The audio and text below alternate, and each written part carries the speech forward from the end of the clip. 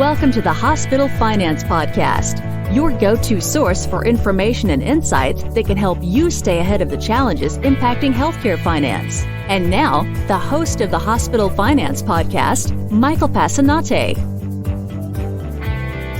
Hi, this is Mike Passanante, and welcome back to the award-winning Hospital Finance Podcast. So on today's show, we're going to be talking about the future of technology and reimbursement. I'm joined by Jon Besler, who is the CEO of BESLER. I'm also joined by Jeff Wolf, who is the Director of Reimbursement Services here at BESLER. Gentlemen, welcome to the program. Thank you very much. Glad to be here. So why don't we start out today's discussion by talking about the process as it is today and how hospitals are managing data to get their cost reports done and do the work that they need to do. Well, in reimbursement today, what we're finding is a lot of organizations are still doing a lot of their work manually. What that means is, Excel and processing data in a very antiquated manual process, very person-oriented, and it needs to be something that changes, because when you have individuals doing the same work over and over again, repetitiveness causes inattention. And the massive amounts of detailed data that we're now dealing with, whether you talk about S10 or you start talking about DISH or you start talking about the cost report itself, the amount of data that we're dealing with is just massively voluminous. There's times when our software like Excel and Word and stuff like that runs out of space. And so you're having to break files apart, you're having to do these things because it's a manual process that computers don't necessarily have to do, but the way that we as human beings process data and manipulate the data, it makes it much more difficult, and that causes inattention, it causes errors, and it causes missed items and mistakes. And that's really where technology can come in and start helping out. And I would just add to that, reimbursement really has sort of the unique function of being not a pure accounting function and also not a pure patient accounting function. However, the reimbursement department is unique in the sense that it needs to be able to live and manipulate data in both of those worlds. And so when we take the cost report, for example, the input is the general ledger. And for the most part, it sits very happily in Excel and you can move it around and manipulate it. Well, what happens when you get, to Jeff's point, to schedules like your DISH log or your bad debt log or your S10 log, and you really start the need to manipulate a large amount of data in a very efficient way, in a very structured way, in a very streamlined way, because at the end of the day, you've got a deadline to hit with that cost report, and you've got to be able to move in and out of that world very efficiently in order to get that whole process streamlined and done in an efficient way. And we've talked to a lot of hospitals about this, and I think one thing that you see, which is probably not uncommon, is everyone does it a slightly different way. They all use different technology, and I've heard myself on more than one occasion, we've got a guru who handles Excel or some other process for us. What are the dangers in having a guru?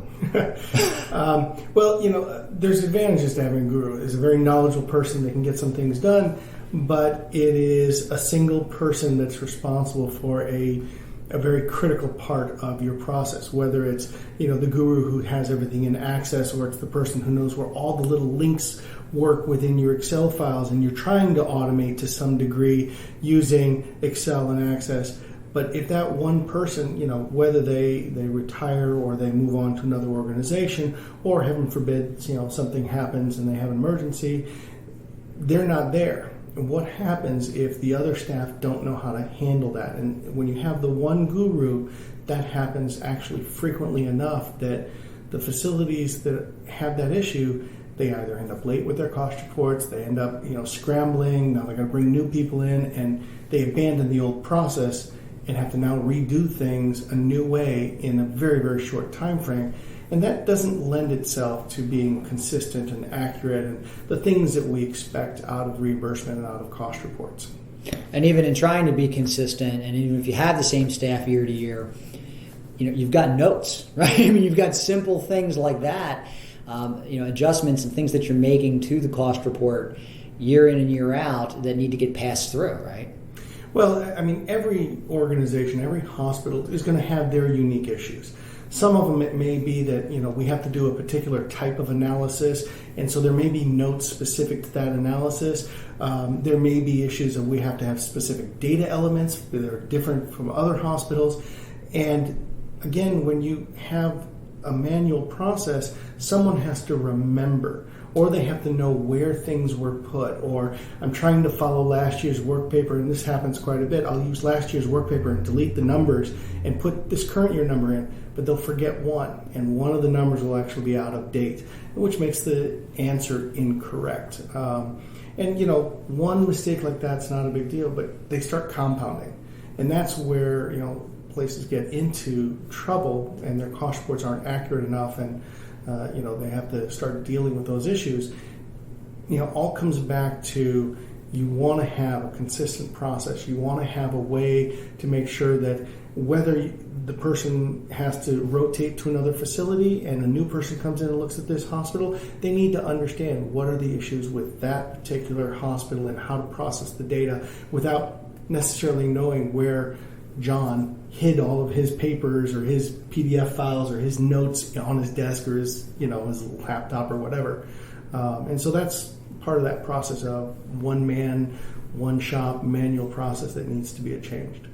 And I would just add that if you have a guru, you want to do to the best of your ability to keep her or him being an absolute guru, right? So that person really needs to be sharp when it comes to many different issues. Like we talked about, reimbursement sees a very broad view of the world. And so how can we really think about leveraging the intellect of that particular guru really across the organization as hospitals and health systems obviously continue to not only become larger, but with that scale certainly comes a larger complexity as well. And so if we really want to leverage this information and knowledge from this guru really across the organization, we have to figure out collectively, well, how do we take away some of those mundane tasks from that individual so her or him can really put their brain to the highest and best knowledge and researching the new issues or figuring out, well, what's the future of my organization, and really starting to think about, okay, this reg might have this particular effect on me, and let someone else or let the computer automate as much as they can with a lot of that minutia. So back in April 2019, BESLER and Essential Consulting came together, and Jeff comes to us from Essential Consulting, and he has a vast background in reimbursement. And that's given us the opportunity to take a step back and really look at how technology can help solve some of the problems we just discussed. So Jeff, can you give us a rundown of what BESLER is doing in the technology area to help Medicare reimbursement professionals do their job better? Well, I'll give you a quick background. One of the reasons that we merged together is because both organizations were independently looking at how to automate and make a better process for filing cost reports and specific issues within reimbursement, whether it's the cost report itself with easy work papers or S10 or bad debts, whatever the issue is. We were independently making these products that clients could use to help process this data in an accurate, consistent, and efficient manner.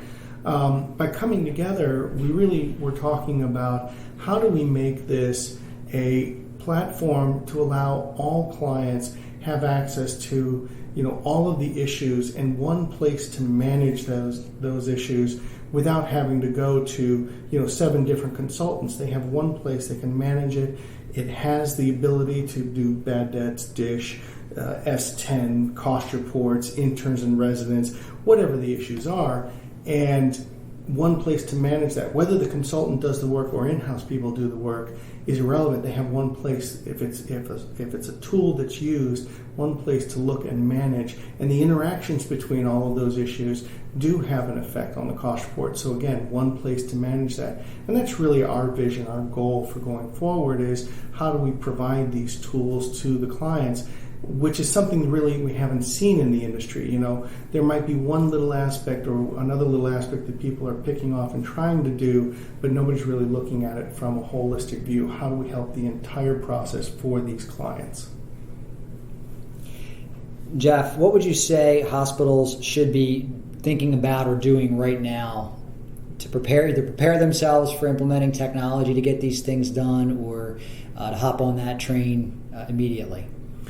Well, the hardest thing with reimbursement is there is some uniqueness to each facility. So you need to have a process, tools that allow you to be flexible enough to handle your issues, but standardized enough to allow you to make the decisions and move through data quickly.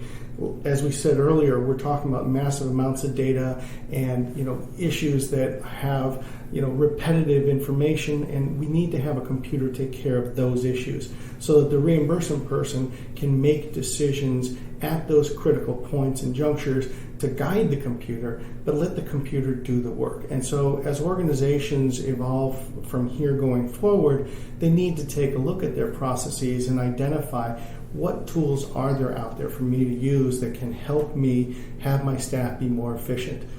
There's a term we use at BESLER that a cost report has 80% of the work that's what we call same. The same analysis using the same data elements and the same processes as prior year, but using current year data. That 80% or 80% plus is what you want to get through quickly with decision points in case there's a change, new departments, new sub-accounts, things like that. And you want to have processes that can do that and tools that can do that. And manual processes don't do that very well. It's rework and rework, and takes time for those reimbursement people, and takes time away from that other 20% where it's a critical issue to the client, it's a critical issue to reimbursement, and they need to be able to spend the time to do that, not on the 80% that's what we call same. So I think, in answer to your question, clients need to start looking for tools or looking for processes that allow them to efficiently get through the minutia, the details, and the processing, and gives them more time to spend on those critical issues in reimbursement. And I would just take that one step further. I really think of it trying to answer two key questions, and it all revolves around strategy and risk. And depending on where you are in the organization and what your level of responsibility is, certainly from a strategy standpoint, again, as hospitals and health systems continue to get larger and more complex, if you're a director of reimbursement or VP of reimbursement or reimbursement analyst, you really have to start thinking about, what does my future look like? And by default, what does the future of my organization look like, right? To go from a one hospital system to a 3 hospital health system is a very different dynamic to really take that all the way through and go from 3 hospitals to 6 hospitals, and then adding a rural health clinic or SNFs or these integrated delivery systems and how they're all coming together. So if I'm a VP or director of reimbursement, I'm really thinking about, do I have the right tools in place? Do I have the right relationships in place to help me and my department really think about that next level of strategy and how our department can add value to that overall organizational strategy? And then from a risk perspective, again, if I'm director level, VP level, CFO level, whatever it might be, what are the real risks in keeping the status quo within that department? So we talked about before, hey, we've got a guru here on staff, or maybe we have 2 or 3 gurus and we really like them and trust them and so on and so forth. But to Jeff's point, is that really the risk tolerance level that we can have?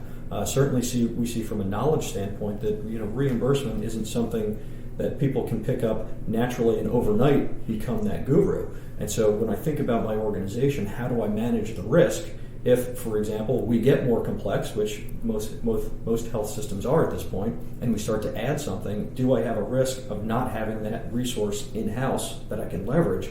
Or, worst case scenario, I have that resource in-house, but we just got bigger and I only have 1 guru. I need 3 or 4 or 5 gurus to be able to process this. Or the person that I do have on staff might look elsewhere, might retire, a whole series of knowledge risk that we lose by not institutionalizing a lot of that information and a lot of that data and a lot of that process, which technology can help with. And Jon, you actually sparked a thought that as systems grow and get more and more facilities, there's an issue of consistency across the organization, making sure we're treating the same issue the same way, with the exception of those particular facilities that have a unique slant to that particular issue. But when we talk about something simple like medical supplies chargeable, this organization uses these 7 sub-accounts, we want to make sure that we're treating that the same across the organization. So consistency as you're growing is also a big issue.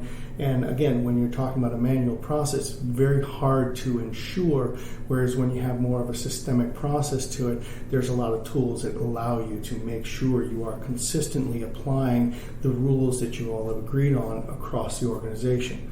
But again, it has to be flexible because there are unique issues. There are, the one critical access hospital that doesn't book the transactions exactly the same as the rest of the organization. So, when you're looking at the future, there is an issue. You need to have automation. You need to have technology. You need to be able to safeguard your knowledge base, and you need to be able to ensure consistency and accuracy within your reporting.